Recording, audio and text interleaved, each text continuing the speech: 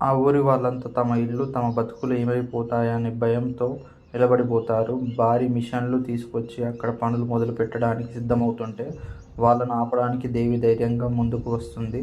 తన వెనుక ఎంతమంది ఉన్నారన్నది కాదు, తన ముందు ఎంత పెద్ద వాళ్ళు ఉన్నారన్నది కాదు, ఊరి వాళ్ళకు అన్యాయం జరుగుతుందనే ఒక్క విషయం మాత్రమే దేవి మనసులో ఉంటుంది. అక్కడికి వచ్చిన అతను దేవికి పరిస్థితి అర్థం చేయించాలని చూస్తాడు.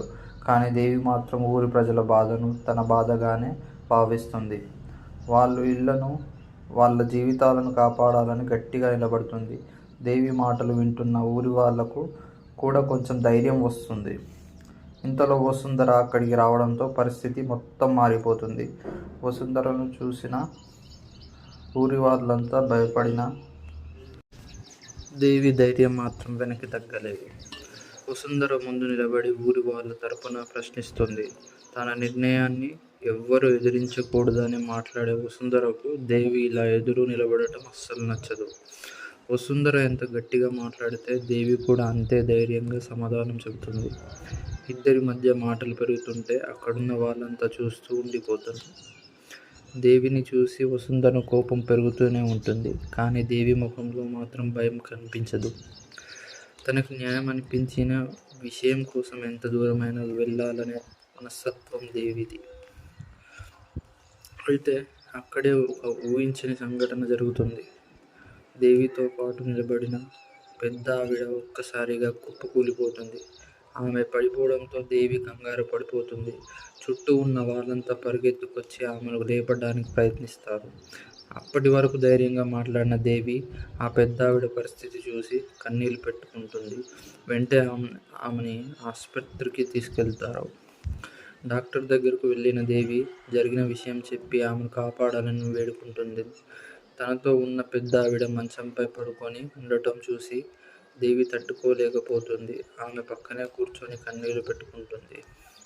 ఆ పెద్దావిడ కూడా దేవిని చూస్తూ తన మనసులో ఉన్న బాధను బయట పెడుతుంది.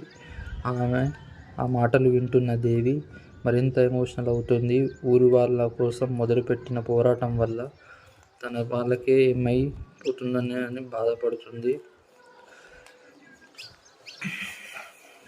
అక్కడ జరిగిన విషయాలన్నీ దేవి మనసులో తిరుగుతూనే ఉంటాయి. వసుంధర మాటలు, ఊరి వాళ్ళ భయం, కూలిపోయిన పెద్ద ఆవిడ అన్నీ గుర్తుకొచ్చి దేవి ఒంటరిగా ఏడుస్తుంది. కానీ వసుంధర మాత్రం జరిగిన గొడవను అంత సులభంగా వదిలిపెట్టేలా కనిపించట్లేదు.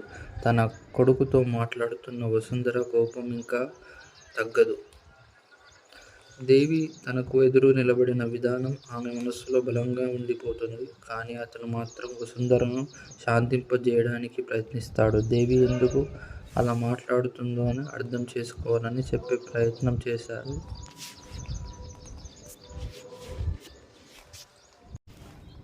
వసుంధర మాత్రం దేవి చేసిన పని తప్పుగానే కనిపిస్తుంది. తన నిర్ణయానికి అడ్డుగా నిలబడిన దేవిని చూస్తూ ఆమెకు కోపం వస్తుంది.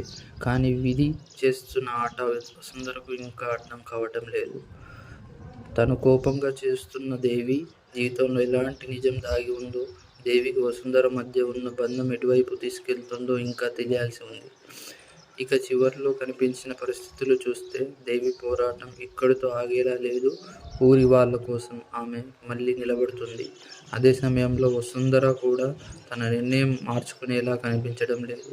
ఒకవైపు దేవి పట్టుదల, ఇంకోవైపు వసుంధర కోపం. ఈ ఇద్దరి మధ్య మొదలైన పోరాటం ఇంకా ఎలాంటి మలుపులు తిరుగుతుందో చూడాలి.